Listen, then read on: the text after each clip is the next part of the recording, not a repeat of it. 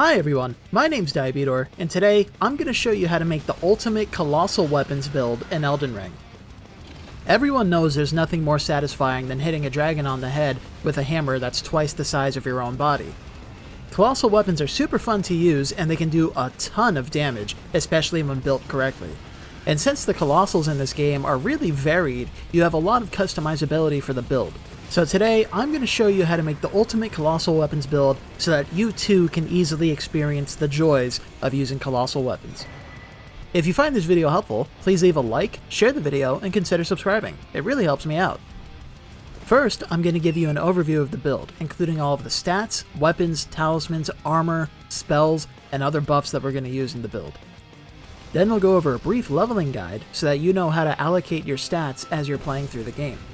And finally, I'll give you a gameplay showcase where I'll show you the ins and outs of using this build, as well as some tips and tricks for how to get the most out of it.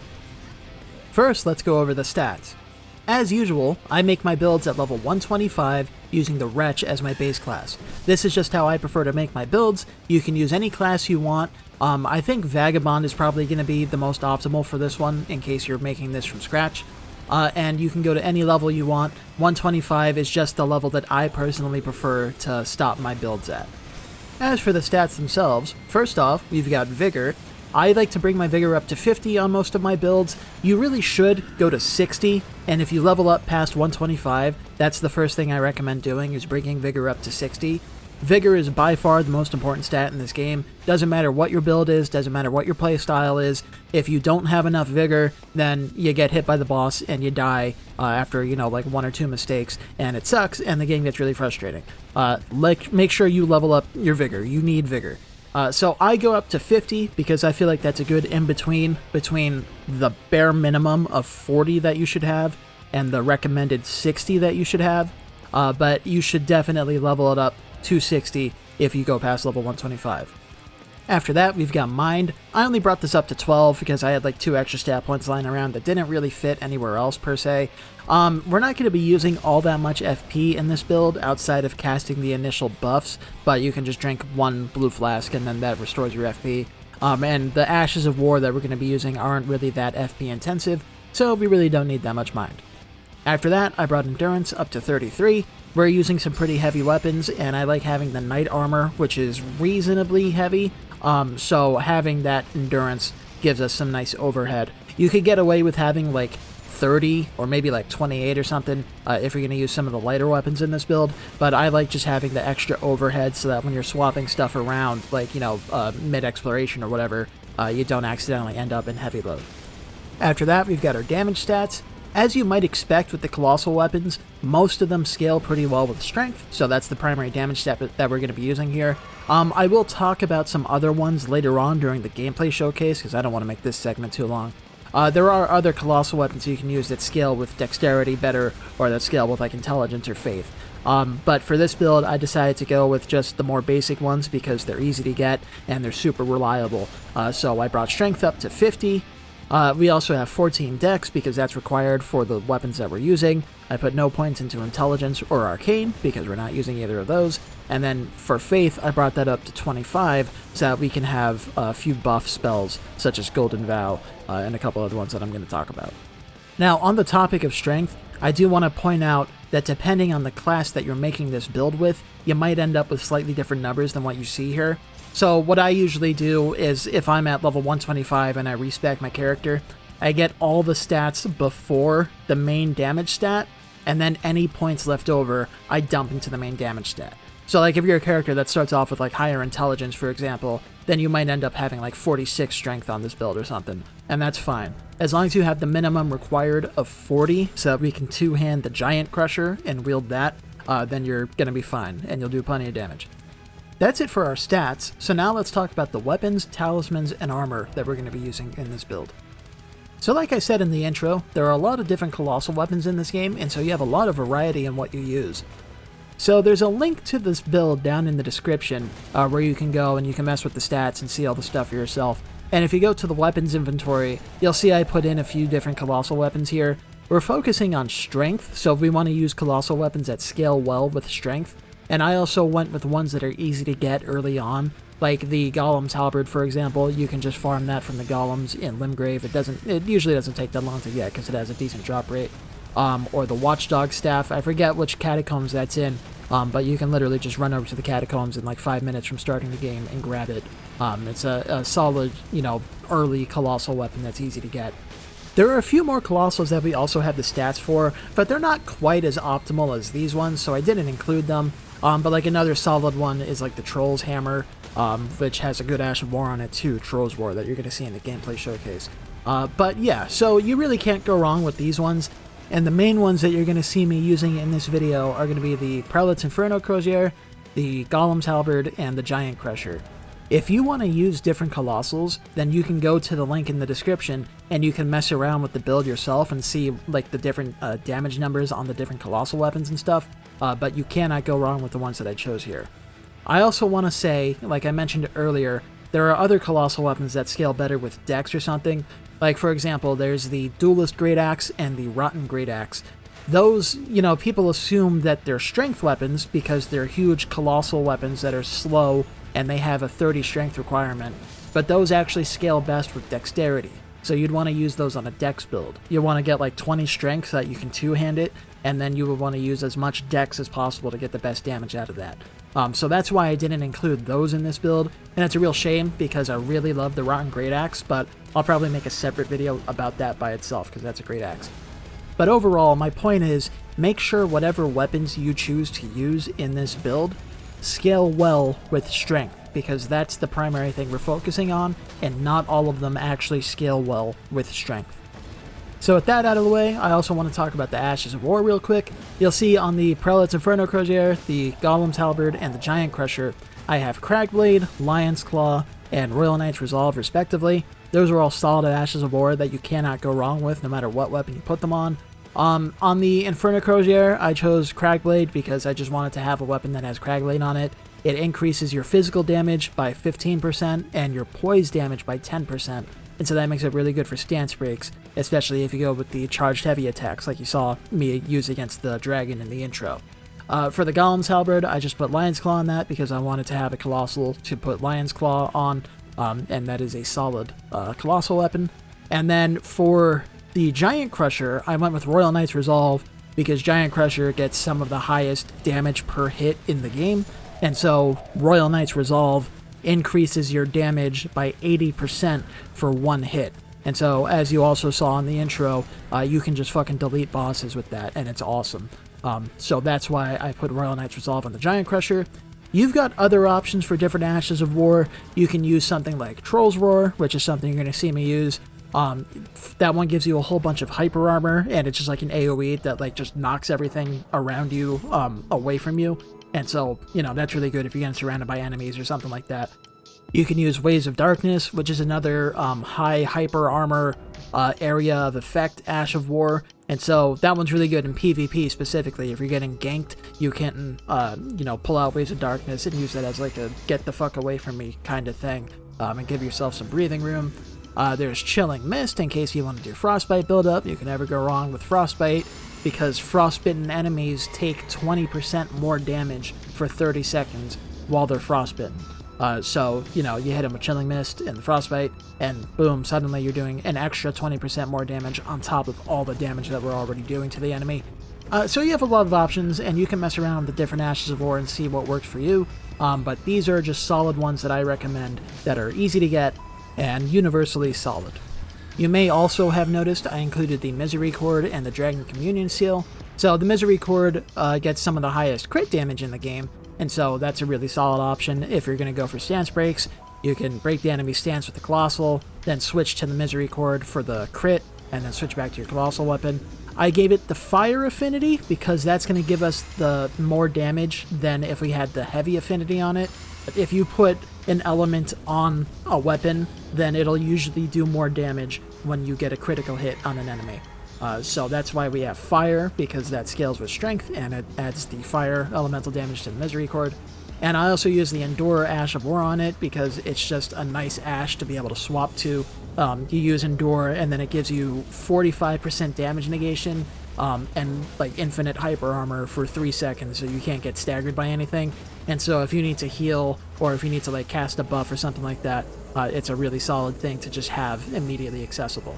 And I also included the Dragon Communion Seal because we're going to be using that to cast some buff spells, and the Dragon Communion Seal has no weight and it's super easy to get, so that's why I included that. For the Talismans, I included a few different sets based on what you want to do with the build. So again, if you go to the link in the description, you can see this build for yourself, and if you click the arrow, you can swap between the different talisman setups that I pre-made. So for the sake of brevity in this video, because we're already 10 minutes in, I'm not going to go over each of them in detail, but you can see I have them set up into 2 different categories with 2 options for each category. So there's going for crits with and without the DLC, and there's going for the Ash of War spam with and without the DLC. So, you know, if you're going for crits, that's mainly focusing on using something like Cragblade or Royal Knight's Resolve. You hit enemies with charged heavy attacks to get the stance breaks on them, and then you go for a crit with the Misery Chord. And so we have things set up there to boost our critical hit damage, such as the Blade of Mercy, the Dagger Talisman. I included the Fire Scorpion Charm in the one because the Misery Chord has fire damage on it, so the Fire Scorpion Charm will improve that. And then the other one is Ash of War spam with and without the DLC. So, you know, if you're using something like Lion's Claw or a different Ash of War, we're using Shard of Alexander in that one to try and boost that damage, alongside stuff like the Ritual Sword Talisman, which increases your damage when you're at max health. So you have a few different options that are pre-set up there, and also you can check the Talismans inventory because I included a bunch of extra Talismans in case you don't have some of these, or if you want to swap them around. So, you know, you can use Talismans from that inventory based on what you have available and what you prefer to use. After that, we've got the armor that we're using. So, as usual, I go with the Knight set because it's super easy to get, it's relatively light for how much protection it gives you. It gives you 51 poise, so you can hyper armor through a bunch of different enemy attacks in PvE, and it's just solid, cool looking armor. I also included the Rakshasa set, and again, you can check that out for yourself if you go to the link in the description and check the armor inventory. The Rakshasa set is significantly heavier, unfortunately, but each piece of the set gives you a 2% damage buff to all damage you do. And so if you're wearing the full set, that's an 8% damage buff, and it'll make your damage even more nutty. But that's also in the DLC, and it's heavy, so it's not the default here. If you do use it, you're probably going to need to swap one of your talismans out for the Great Jar's Arsenal for the increased equip load it gives you. So keep that in mind and make sure you are not in heavy load and fat rolling. That's it for the weapons, talismans, and armor. So finally, let's look at the spells and physic tiers that we're going to be using. Because we have 25 Faith, we have access to a bunch of different incantations. I went with 25 specifically so that we can get access to Golden Vow at 25 Faith. We also have Blessing's Boon and Flame Grant Me Strength. So Blessing's Boon gives you health regen over time. Golden Vow gives you a buff to your damage and damage negation, so it makes you a lot stronger and tankier. And Flame Grant Me Strength increases your physical and fire damage by 20% for 30 seconds. And so that's going to increase the damage that we're doing because we're doing almost entirely physical damage. And also, if you go for critical hits with the Misery Chord, the fire damage on that will get buffed by it too. I also included Flame Cleanse Me because that's just a universally great spell to have. It lets you cure yourself of poison or rot when you cast it, and so you can't go wrong with having it, and you should have it equipped pretty much at all times on pretty much every character if you ask me. You can use other incantations if you want. If you were to use something like the Clawmark Seal, which scales with Faith and Strength, then you can get pretty good damage with most incantations. You have access to the Bestial ones like Bestial Sling, Stone of Garank, Beast Claw. You also have access to a bunch of lightning ones and a bunch of fire ones and stuff. I'm not worried about using those on this build, so I didn't include them, but you have the option of using them if you also want to add some more magic to the build. And then for the crystal tiers, we've got the Opaline Heart tier, which increases all of your damage negation by 15% for 3 minutes. So that's going to make you a lot tankier, which is especially good with the Colossal Weapons, because as you're going to see, it's really easy to tank hits and trade using the hyper armor of things like Lion's Claw or your charged heavy attacks, but we'll talk about that in the gameplay showcase. And then I also included the Spiked Crack tier, which increases the damage of your charged heavy attacks by 15% for 3 minutes. Alternatively, if you have the DLC, you can swap out the Spike tier for the Bloodsuck and Crack tier, which increases all damage you do, including not only your charged heavy attacks, but also your light attacks and your Ashes of War and stuff. It increases all the damage you do by 20% for 3 minutes, but at the cost of draining your health over time. I think it's like 20 health per second. I personally don't prefer using it because I really don't like the health drain, but if you do use it, it'll significantly increase your damage, and that's something that you should consider if you have access to it. And so that's it for the build. Like I said, there's a link to the build down in the description in case you want to see it for yourself and mess around with the inventory, mess around with the stats and stuff like that, so check that out. And now we're going to move on to the leveling guide, where I'll show you how to level up this build as you're playing through the game. Now I'm going to show you how to level up this build as you play through the game.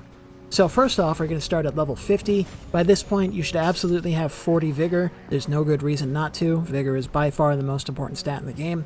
And then I also went with the 15 Strength and 14 Dex. So the 14 Dex is the minimum that we need for the weapons in this build, and I figured we should just get it out of the way early on. And then the 15 Strength isn't actually enough to wield any of the weapons in the build, but if you want to use them, you can use some of the lighter ones like the Golem's Halberd. If you go and get the Strength Knot Crystal tier and put that in your Wondrous Physic, that increases your strength by 10 for 3 minutes, so you can drink that before a boss fight or something, and then you'll be able to use, some of the lower requirement weapons in this build. And I also went with 20 Endurance. So normally I would recommend Endurance being like your lowest priority stat of all the ones that you're going to level up. But in this build, I figure we should probably get some decent Endurance early on, just to make sure that while you're running around with these Colossal Weapons, you're not fat rolling. So I went to 20 Endurance. If you want to wear lighter armor, because, as I always say, armor is pretty much cosmetic in this game. If you want to wear lighter armor early on, then you can go with like 15 Endurance and 20 Strength instead. And that way, you'll have more strength for wielding some of the slightly higher requirement weapons. But that choice is up to you, and I think that this is probably the better option. Our next milestone is at level 80, so the first thing I did was I put another 5 points into Faith to bring that up to 15. That way we have access to Flame Grant Me Strength and Flame Cleanse Me, both of which are very good to have access to. And then after that, I put a bunch of points into Strength to bring it up to 30. That way we have more damage, and more importantly, we have access to more of the weapons. If you two-hand it, then you have an effective 45 Strength, so you can wield pretty much everything in this build except for the Giant Crusher at this point. And then I put the remaining points into Endurance to bring that up to 30. Again, just to make sure that we can wear the decent armor and the Colossal Weapons without fat rolling. After that, we're going up to level 100. So I brought Vigor up to 50 because that's important, and it's around this point in the game that you're going to need 50 Vigor so you don't get one-shotted by the bosses. And then I also brought Faith up to 25 so that we have access to Golden Vow and Blessing's Boon. I could have put those 10 points into Strength instead for a bit more damage and more weapon requirements, so you could use the Giant Crusher, but I figure that the percentage increase of your damage by using Golden Vow is greater than the percentage increase of your damage that you get by using, the extra 10 points in Strength or using the Giant Crusher. So I prioritize buffs because those are usually the best way to increase your damage besides weapon upgrades. I just spent 15 minutes talking about level 125, so we're going to skip that and go up to level 150. So the first thing you want to do after 125 is bring Vigor up to 60. It's extremely important that you do that. Make sure you get 60 Vigor if you go past 125. I also brought Strength up to 54. So in case you don't know, when you two-hand a weapon, you get a 50% increase to your effective strength. So for example, if I have 40 strength, when I two-hand a weapon, I have an effective 60 strength, and so that's why with 40 strength you can two-hand the Giant Crusher and use it even though it requires 60 strength.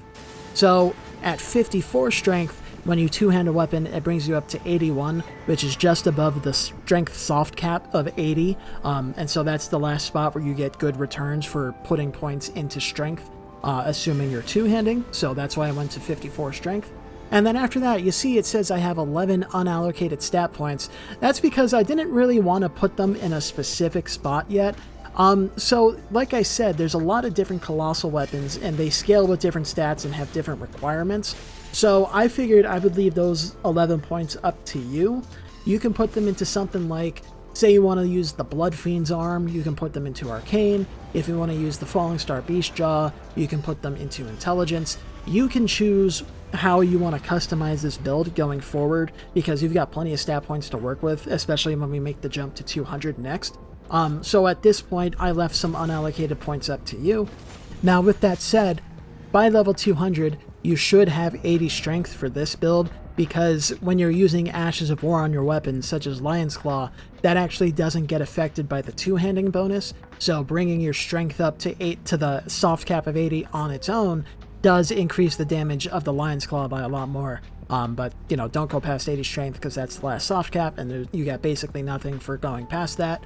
I also decided to bring Endurance up to 40, just to have the extra overhead in case you want to add more stuff to your build. I put a couple points into Mind, just to make it a little bit easier to cast the buffs and stuff like that. And then you see we still have 25 points left over, so that's an extra 14 on top of the ones that we had at level 150. And again, you can put those wherever you want.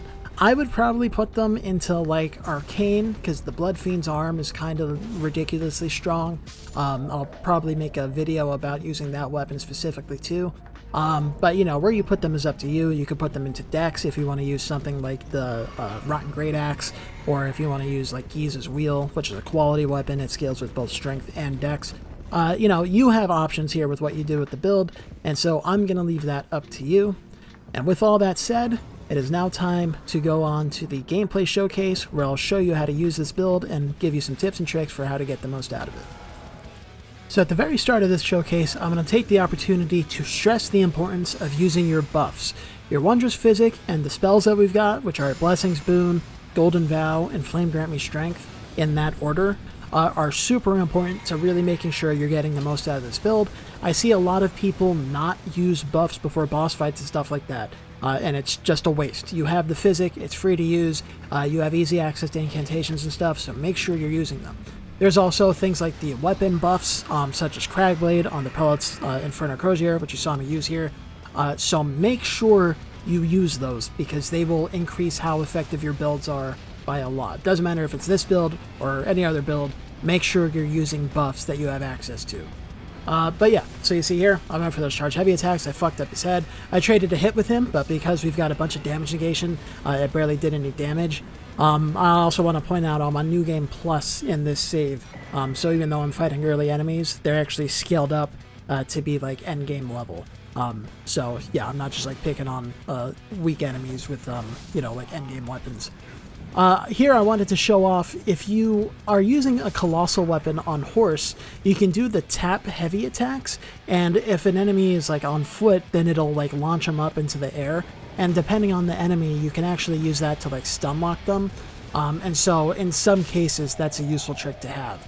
And also you saw there, after I hit that knight, I hit him with a fan dagger. You can actually combo fan daggers and throwing daggers in between your hits, and so that's a useful way of adding some more DPS to your builds, so keep that in mind. But yeah, you see I'm just tanking through everything because I got hyper armor, I've got a bunch of poise from the armor, I've got hyper armor from the attacks because the two-handed Colossal Weapon attacks all get a whole bunch of hyper armor. And it's just fucking sweet to be able to just say, no, I don't care, you know? Enemy hits you, you go, no, I don't give a shit. And it's awesome. Here, I tried to hit the Falling Star Beast on the head, but I timed it too late, and so I got knocked down. But it's alright, hit him with the charge attack afterwards. Get owned a little bit, but that's fine. Get that fucking stance break, and then I switched to the Misericord. So you see I have the Crozier in my left hand and the Misericord in my right hand. That's because I should be using Cragblade on the Crozier. I didn't use it in this clip. But if you use Cragblade on it, you want to keep it in your left hand so that when you switch to the Misericord for the crit, you don't have to put the Crozier away and lose the buff. So that's why you keep it in your left hand. You also just saw me get grabbed by the Falling Star Beast, definitely on purpose and not by accident, because I want to show off how tanky I am, because we've got 50 vigor. I'm actually using Godric's Great Rune in this clip too, so it's up to 55. But I've got a bunch of vigor, I got decent armor, I've got damage negation buffs from things like the Dragon Crest Great Shield, and then if I had other buffs active like Golden Vow and my Blunder's Physic, then I would have taken even less damage there. So we are pretty tanky, despite also being able to do all this damage. So in the last couple clips, I was using the Talisman setup for doing critical hits, where, you know, you get a stance break on an enemy, and then you switch to the Misery Court and hit them with the critical hit for a whole bunch of damage. But in this clip, I'm about to fight the Tree Sentinel duo, and you can't crit them when you stance break them, so instead I decided to switch over to using one of the Ash of War setups, specifically so that I can blast them with Lion's Claw, because Lion's Claw is awesome. So I switched over to my Golem's Halberd with Lion's Claw, and again, before you start boss fights, you want to make sure you use your buffs, so drink the Physic, cast Blessing's Boon, cast Golden Vow, and then cast Flame Grant Me Strength. And you're also going to see, because we have the heavy affinity, that means that our weapons can be buffed using things like greases and stuff. So I decided to put Lightning Grease, or I think Dragon Bolt Grease, actually, from the DLC. Yeah, so I put Dragon Bolt Grease on the Halberd. It's an extra, like, 120, I think, 120 or 135 damage, basically, for free, by just, you know, putting the grease on it. And so that's what I did. And, yeah, so with this setup, you see I hit him with Lion's Claw, and assuming I actually successfully hit him, it does a whole bunch of damage. Now, one thing that I really like about Lion's Claw is that not only does it do a lot of poise damage, but you also get a whole fuckload of hyper armor when you use it. So, like, that attack hit me right there, but I was able to just hyper armor through it because of Lion's Claw. And having the Knight set on also helps, because that gives us the 51 poise, which lets us poise through, like, you know, regular attacks from smaller enemies and stuff too. And then it's basically the same thing for this guy. You're pretty much just looking for opportunities to use Lion's Claw. You don't want to trade every hit. You want to look for punish windows if possible, but you can be pretty, you know, generous with just mashing the Ash of War button sometimes and just blasting the enemy with Lion's Claw, you know. But make sure you don't, like, get owned in the process, you know. You can trade a bit, but you still want to keep an eye on your health, and you don't want to play just mindlessly. And so here, I decided to switch over to the Giant Crusher because I want to show off how strong it is against this gargoyle, because I really hate gargoyles.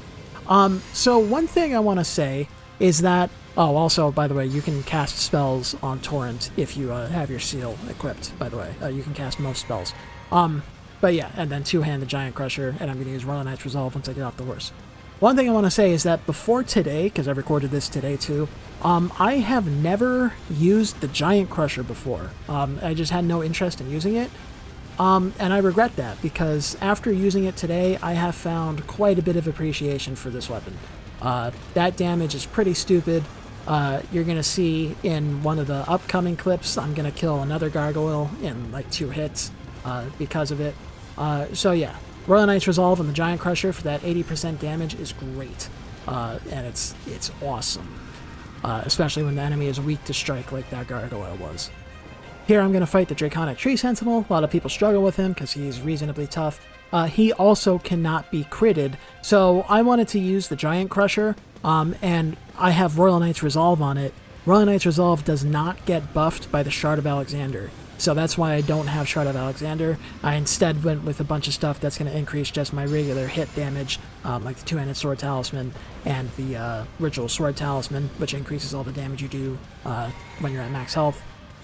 So yeah, so I do that, cast all my buffs, activate Royal Knight's Resolve, and then you walk up to the bad guy and you hold down R2 and you go bop and take off half of his health, and it's awesome. So yeah, Giant Crusher is great. The jump attacks are also really good. They have a very long recovery time, but you can hit them faster than you can hit like a charged heavy attack, you feel me? So just keep in mind like the different, like recovery animations and the different like attack speeds of the different moves in your arsenal. Something especially like the rolling or crouching attacks, they actually come out super fast. And so if you have an enemy that can be stunned easily, you just crouch, hit, and you just like stun lock the crap out of them. And that's really good too. I didn't show them off all that much here, but the crouch attacks are like really good and like really slept down by a lot of people, so make sure you use them. So here's that second gargoyle that I'm gonna just absolutely delete from existence. So I cast all my buffs, and then I get ready for the Giant Crusher, And you can see on the top right, my damage, my current attack power with this thing is like 2451, so that's pretty good. And then I hit him with the charge heavy attack and take off 90% of his health, and then just finish him off with a tap heavy attack afterwards. And it's awesome. Now here's a boss fight that I always want to include in my builds, but I never actually use because they always kick my ass. It's the Crucible Knight Ordovis and the other Crucible Knight duo in the Oriza Hero's Grave. You know, these guys are really tough and annoying, and I never get good footage of fighting them until today, because it turns out that having, you know, all the hyper armor and damage of Lion's Claw is awesome. So again, I have the Ash of War set up, and I basically just go up to the bad guy and hit L2. Now, you saw how much damage he did to me, or rather how much damage he didn't do to me. Remember, this is on New Game Plus, so their damage is being boosted over if you were just in regular New Game. So I'm doing a ton of damage, and I'm hardly taking any damage from these guys at all, because I just have all that vigor and all the tankiness from, you know, the armor, the damage negation buffs, the Opaline Hard Tier, the Dragon Crest Great Shield Talisman. At this point in the game, you could get the Dragon Crest Shield +1, which isn't as strong as the Dragon Crest Great Shield, but it's still pretty strong. It's a significant increase to your physical negation. Yeah, and so because of the hyper armor, I'm able to just super easily trade attacks with these guys and just blast them. So I'm like hardly even like thinking here. Like there, I went for a light attack and got knocked out of it, but you know, you're gonna see me using Lion's Claw like here, and I go bah, and it takes off a big chunk of health, and it's just great. So definitely look into using Lion's Claw. You could put it on something like the Giant Crusher if you want, but I would prefer to use Royal Knight's Resolve on that just for the big hit, or something like Cragblade, depending on like what boss you're fighting. But yeah, I mean, look at that. That's just great. Just a whole bunch of damage. You go boom, and then the bad guys are dead. And if you want proof it's on New Game Plus, you can look at the amount of runes they drop. 84,000. You can compare that to what they're supposed to drop in New Game, and yeah.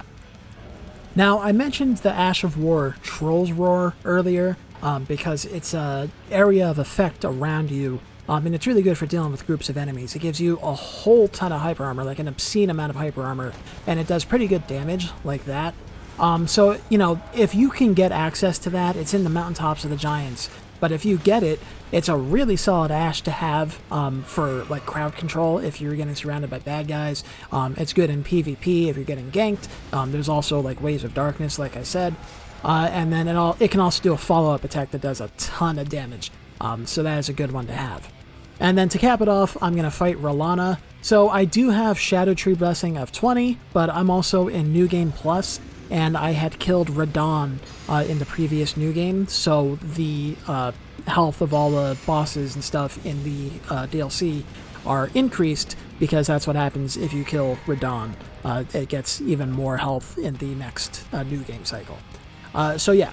And so I'm including R'hllana specifically because I suck at fighting her. No matter what I do, I cannot master this woman. I've practiced on her a whole bunch, I just can't do it. But it turns out that when you've got a whole ton of damage and a whole ton of hyper armor, that doesn't really matter. You just hit L2 and then the bad woman dies. And so that's what I'm doing here. Just tanking her hits, keep an eye on my health bar, you know, when I need to back off and heal, I'm going to back off and heal. But yeah, mostly just focusing on hitting her with charge attacks when I can, and more often hitting her with the Lion's Claw for not only the damage and poise damage it does, but also for the hyper armor it gets, so I don't get, you know, owned by her attacks. So yeah, keep an eye on my health, heal a bit, and then I hit her with a fan dagger there because I'm an idiot, and so I got hit by the Carrion Sovereignty. But it doesn't matter because I can just keep hitting her with Lion's Claw, and then she, you know, dies. If I had lightning on the Misery Court, I probably would have killed her there because she's standing in the water, so she's resistant to fire and weaker to lightning. But yeah, so that was the easiest R'hllana fight I've ever had, and it was pretty fun, and it's pretty cool, and so I strongly recommend you try out this build. And so that concludes this build guide. I don't really have much more to say right now. I might put more stuff down in the additional notes down in the description, so check that out. If you found this helpful, please leave a like, share the video, and consider subscribing because it really helps me out. I have more content coming up. I think my next video is going to be a new player's guide because Elden Ring is currently on sale for the Steam Winter Sale, and so I'm probably going to make a new player like intro type of thing for that. And then after that, I've got more build guides. I need to get around to making more boss guides and stuff, and just, additional Elden Ring content. So if you like this, please subscribe. My name is DIABETOR, and I will catch you later.